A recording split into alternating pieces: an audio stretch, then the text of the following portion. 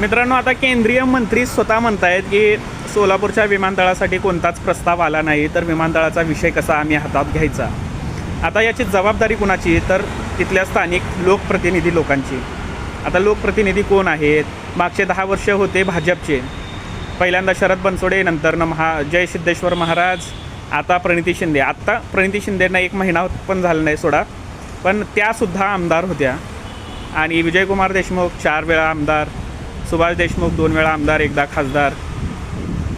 आता या लोकप्रतिनिधींनी एकसुद्धा प्रस्ताव दिला नाही. याच्यावरून विचार करा की सोलापूरकरांना किती चांगल्या पद्धतीनं हे येड्यात काढतायत. आणि दुसरीकडे सोलापूर विकास मंच जे आहे ते धडधडीतपणे म्हणत आहे की यावेळेला आम्ही विमानतळ उभा करू म्हणजे करूच.